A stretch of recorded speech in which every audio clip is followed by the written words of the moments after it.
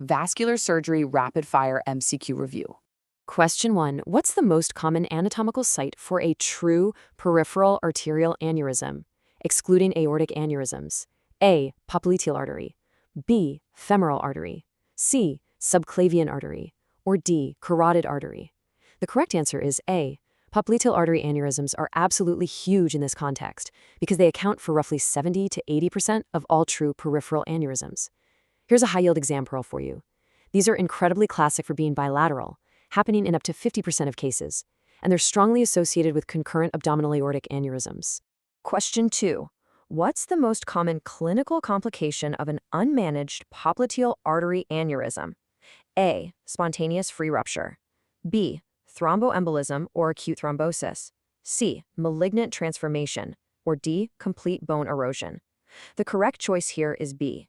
Now, unlike AAAs, which pose a massive threat of spontaneous rupture, popliteal artery aneurysms actually rarely rupture. Instead, the primary risk is ischemic.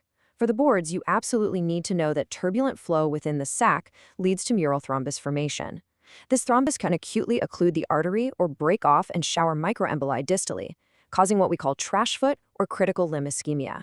Question 3.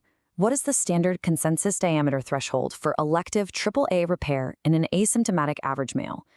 A. Greater than or equal to 4.0 centimeters. B. Greater than or equal to 4.5 centimeters. C. Greater than or equal to 5.5 centimeters. Or D. Greater than or equal to 6.5 centimeters. The correct answer is C. For asymptomatic men, the threshold for elective intervention is 5.5 centimeters, simply because the annual risk of spontaneous rupture increases exponentially once the aneurysm expands beyond this specific size. As an exam pearl, keep in mind that for female patients, this threshold is actually lowered to 5.0 centimeters due to a much higher rupture risk at smaller diameters. Question 4. A 70-year-old male presents with severe tearing back pain, hypotension at 80/45 millimeters of mercury, and a pulsatile abdominal mass. What's your immediate diagnostic assumption and management? A. Appendicitis and observe. B. Ruptured AAA and emergent OR transfer. C. Mesenteric ischemia and a dietary log. Or D. Splenic aneurysm and beta blockers. You should instantly choose B. This classic triad signifies a ruptured AAA, which is a downright lethal surgical emergency. The exam pearl here dictates immediate stabilization and emergent transfer straight to the operating room for open clamping or endovascular balloon occlusion to arrest the hemorrhage. Question 5. Under the Rutherford classification for acute limb ischemia, how do you categorize a limb with sensory loss limited to the toes, mild weakness, and an audible arterial Doppler? A. Class 1, viable. B. Class 2A, marginally threatened. C. Class 2B, immediately threatened. Or D. Class 3, irreversibly damaged. The correct answer is B, Class 2A. Means the limb is marginally threatened but absolutely salvageable if treated promptly, characterized by minimal sensory loss and audible signals. Remember to differentiate this from Class 2B, which presents with rest pain, extensive sensory loss, and inaudible arterial signals that demand immediate emergency revascularization. Question 6. Severe calf pain predictably occurring after walking 1 block and completely relieved by 5 minutes of rest is known as what? A. Ischemic rest pain. B. Intermittent claudication. C. Blue toe syndrome. Or D. Phlegmasia ceruleum dolens. The correct answer is B. Intermittent claudication is basically reproducible muscular cramping induced by exercise. For the boards, remember this is entirely driven by a supply and demand mismatch in muscle perfusion. It's the absolute classic initial manifestation of stable peripheral arterial disease. Question 7. Why does hanging a foot over the bed provide minor relief for advanced critical limb ischemia rest pain? A. Gravity increases hydrostatic pressure. B. Minimizes DVT. C. Decreases vascular resistance locally. Or D. Cold air slows cell metabolism. The correct answer is A. Resting perfusion is completely inadequate for even minimal metabolic demands in advanced arterial occlusion, so dangling the leg simply utilizes gravity to increase that hydrostatic pressure, physically driving blood across the stenotic segments to give the patient a bit of minor relief. Question 8. Which parameter establishes a formal objective diagnosis of PAD when its value is less than 0.90? A. Pulse volume recording. B. Ankle brachial index. C. Transcutaneous oxygen tension. Or D. Capillary refill time. The answer is B. The ankle brachial index, or ABI. This is calculated by taking the highest ankle systolic pressure and dividing it by the highest brachial systolic pressure. Your key exam pearl here, normal is 1.0 to 1.4. Anything less than 0.90 formally diagnoses PAD, and if it drops below 0.40, you're looking at severe critical limb ischemia. Question 9. A 75-year-old diabetic male with a toe ulcer has an artificially high ABI of 1.55. What is the underlying pathology and the alternative test you need? A. DVT and plethysmography. B.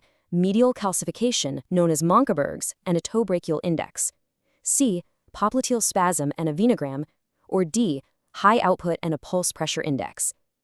The correct choice is B.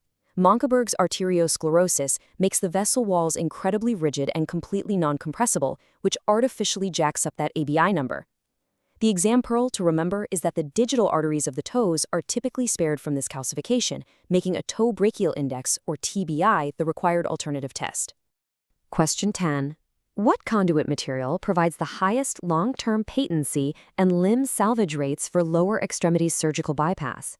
A. EPTFE synthetic graft. B. Autologous greater saphenous vein. C. Dacron prosthetic tube.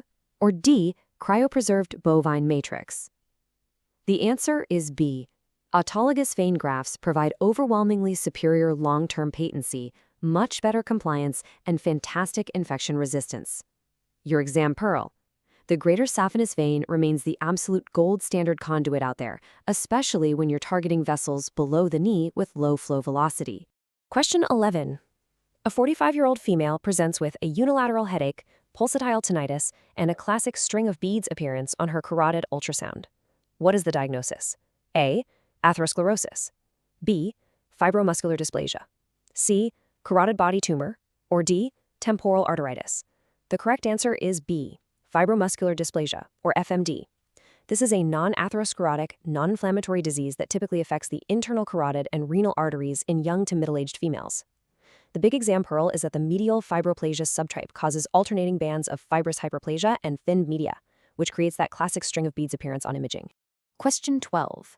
A 68-year-old male presents with brief, painless vision loss, described as a window shade resolving in 10 minutes, and a 75% internal carotid artery stenosis. What is the primary cause of this amaurosis fugax? A. Glaucoma. B. Microembolization of atherombolyc debris to retinal arteries. C. Facial nerve spasm. Or D. Central venous thrombosis. The primary cause is B. This is essentially a transient ischemic attack affecting the retina. Your exam pearl for this: ulcerated atherosclerotic plaques right at the carotid bifurcation shed microemboli, known as Hall-and-Horst plaques, which shoot up and lodge into the ophthalmic or central retinal artery. Question 13. What is the appropriate management strategy for a symptomatic patient with a high-grade 70 to 99% internal carotid artery stenosis? A. Aspirin and observation. B. Carotid endarterectomy or stenting within 2 weeks. C. High-dose systemic steroids. Or D. Urgent surgical ligation. The correct answer is B. This specific intervention significantly reduces the absolute risk of an ipsilateral stroke compared to just medical therapy alone. And the crucial exam pearl you cannot forget: this must be performed early, specifically within 2 weeks of the symptom onset, to truly optimize stroke prevention. Question 14. What tool is inserted intraoperatively during a carotid endarterectomy to maintain continuous cerebral perfusion if EEG changes occur? A. Intraluminal shunt. B. Extra anatomic Dacron sleeve. C. Permanent bare metal stent. Or D. Temporary pneumatic tourniquet. The correct answer is A. An intraluminal shunt perfectly maintains that forward blood flow to the brain while you're cross-clamping. The final exam pearl to take away is that this is specifically deployed when neuromonitoring indicates inadequate collateral cerebral blood flow through the circle of Willis.